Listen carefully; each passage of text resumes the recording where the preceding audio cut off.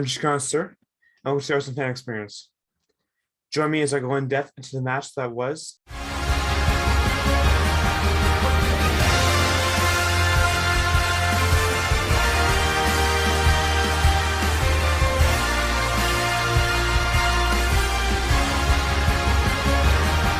And as we begin today, I shall begin by addressing the history of Arsenal versus Brighton, as previously when these teams faced off earlier this season in October, they they finished at a deadlock of 0-0, and what was a very putrid game that was overshadowed by the weather in Brighton. As we move back home to the Emirates Stadium in the match today, Arsenal looked to get a much needed 3 points in their top four, in their race for top four. And although it came at the cost of some of their star players, as we look at the starting lineup today, and it was much different from the last time they faced off against Brighton, with the noted loss of Kieran Tierney for the rest of the season, and Thomas Partey, who was out indefinitely. Came with their losses came in the likes of Albert Lokonga in midfield, and not Nuno Tavares, but Granit Xhaka at left back, who's only played left back just a handful of times in his entire tenure at Arsenal. So going in, it was expected that with the new changes in formation and new changes of position for likes of Xhaka and Martin Odegaard, who's moving into more of a box-to-box midfielder rather than an attacking midfielder, there's some hesitancy coming within the ranks, but they still have the quality to get a result against a Brighton team that, while dangerous, is not in the top half of the table and normally shouldn't be one to worry about. But as we get into it, it would take a while for things to get going, and really things didn't start to get going until halfway through the first half. As through a great chance from a free kick by Bukayo Saka, he was able to get it on to the head of Gabriel, whether intentional or not. But unfortunately, Gabriel, who has not had a ton of success on headers recently, was unable to put it to target, and it went over the post, and the play continued from there. For only a couple minutes later would Brighton find their stride, and through a great team collective passing play from their attack, Enik Mwepu, I'm not sure if I'm saying that name right, but put in a great ball out through a great pass, putting it back to Leandro Trossard, who was wide open and nobody was covering him at all. Eventually could have been Samuel Lokonga's man or Cedric, and he put in a great ball in the top right corner on the first touch to give Brighton a 1-0 lead. And that just can't happen. You just cannot give him that much space.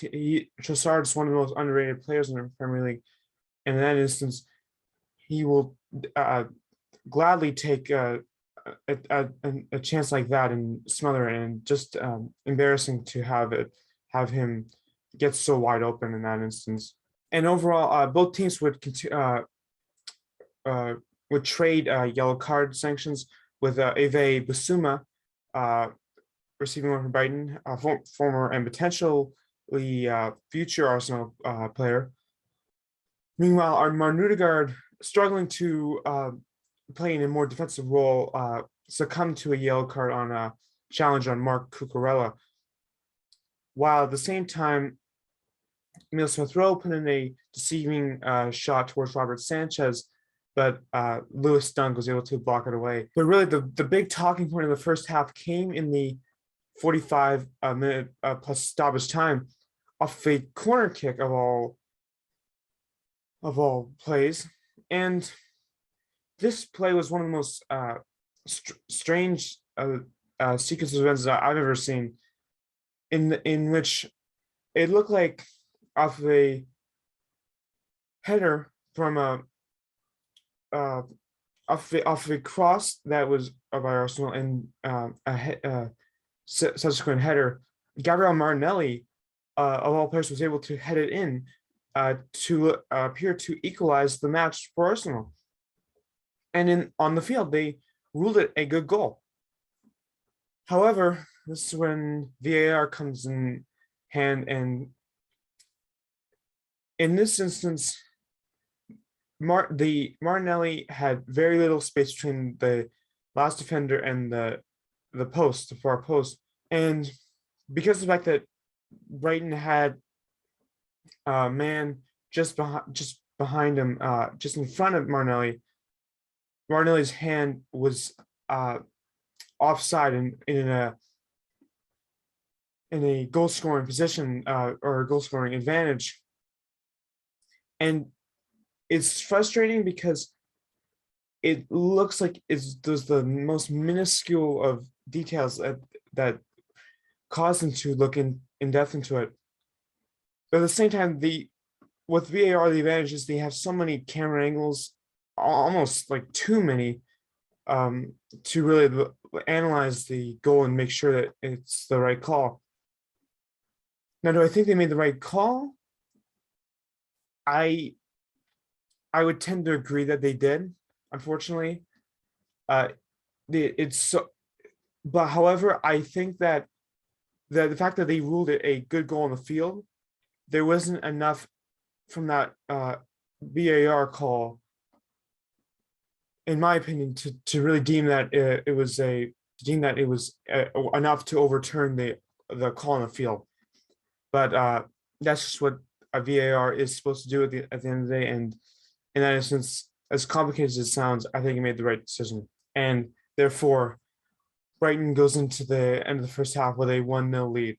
Going into the second half now, things started to get testy for Arsenal, and they started to really lose their patience as Bukayo Saka had a very good chance, and particularly in the box, but he would end up going down, and he would end up actually receiving a yellow card for simulation, with Lewis Dunk playing very good defense and not putting any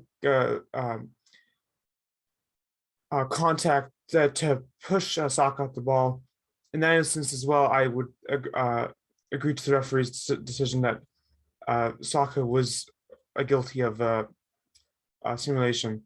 And despite Emile Smith-Rowe's great opportunity early in the first half, Arsenal's really lone goal opportunity to that point, he ended up being subbed off for Eddie Nketiah. And what was appearing to be a rejuvenation towards their attack would not pay off, as a few minutes later, Brighton would get a great chance of their goal off another great passing play, where Moises Caicedo, who would receive the yellow card earlier, put in a great ball back, very similar to the goal they scored, the first goal they scored, put a goal back to Mwepu, who was able to fire it home first time and beat Ramsdale.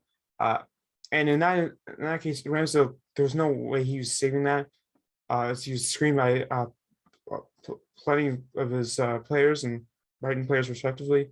Again, there's another instance of players just watching the ball and just letting Mwepu get through, and him being alone, like with the one goal with Trossard, was able to put it in, and it could have been prevented if they just been more covering all their bases, and they weren't in that instance, and that's what they get, and they get a goal conceded, and things really went from bad to worse in the succeeding minutes, with Gabriel Martinelli unable to really put anything any good challenges today, except again the one lone chance in the first half. subbed off for Nicola Pepe. Albert Lokonga would receive a yellow card for a questionable and brainless challenge from behind on Danny Welbeck. Just wasn't his match today for him, and really the whole team, to be honest. Although Bukayo Saka, hesitant on really playing to his full potential after receiving a yellow card, did a good job in getting by Brighton defender before giving it back to Nicola Pepe. But once again, Lewis Dunk came to the rescue, and it seems like the opposing center backs the past two games have been Arsenal's kryptonite. And it wouldn't help when Trossard would end up being subbed off for another defender for Brighton, putting a damper to Arsenal's offensive charge. And Lokonga would, contrary to my my comments on him earlier, he would have a legitimately good chance just a couple minutes later in the 86th minute. And really, it came really late for Arsenal's charge because Martin Odegaard would get a free kick chance that went off the crossbar, and Nicola Pepe, being the first to get the rebound, would also hit out the crossbar. Really, just some bad luck for the Gunners, and although their luck would come back with just a wonder goal again, Martin Odegaard just took it and shot it, and making one of the best goals of the season. And he, combined with this goal against Burnley early in the season, Martin Odegaard, more like Martin Odegaard, and that his wonder goal came at the right time, rejuvenated Arsenal. It looked like they could potentially salvage a point. And while what he lacks in quantity, he makes up for quality in his goals this season. And holy, they were back in it. They were unable to accomplish anything in the 90 plus stoppage time.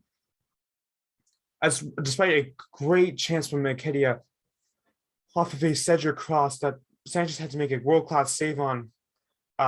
Not even mentioning how a Gabriel header desperately trying to give Arsenal a chance that would end up being put away by Cucurella. It just wasn't enough, and the match ended the 2-1 win for Brighton over Arsenal. It was a painful defeat, but it could have been avoided just with more defensive prowess. I feel like they definitely missed Kieran Tierney in that they really struggled in facilitating an attack from the back, with granted Xhaka being less than stellar in his offensive potential, and Cedric as well. I thought, although without praising his offensive ability, Xhaka was definitely a defensive upgrade to Nuno Tavares in this match. And as well, I would say they did miss Thomas Partey too, with Samuel Conga really struggling to control the midfield, as Partey is known to do, bringing in, giving into pressure and needless foul and needless yellow card as well. And how can I also not mention Alexander Lacazette? I mean, he started the match, I think, but yet he didn't have any chances whatsoever, and even had, and in fact, the stat I came across throughout since the start of the year, he has had 4 chances in 1,000 minutes or something like that.